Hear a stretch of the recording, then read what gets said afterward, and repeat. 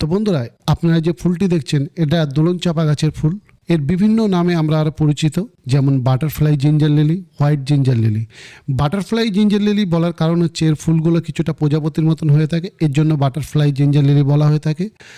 এর আদি নিবাস বা নেটিভ হচ্ছে নেপাল এবং ভারতের হিমালয় অঞ্চল। এটি কিন্তু কিউবার একটি জাতীয় ফুল।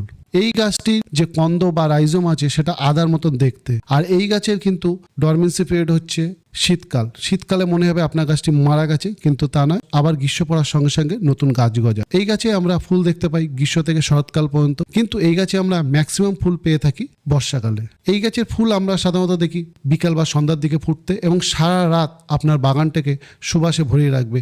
এর যে মিষ্টি সুগন্ধটা আছে এটা অবশ্যই আপনাকে অ্যাট্রাক্ট করবে রাতের বাগানকে। এই গাছটি অবশ্যই আপনার বাগানে রাখুন। যারা সাদা ফুল পছন্দ করেন এবং সুগন্ধযুক্ত ফুল পছন্দ করেন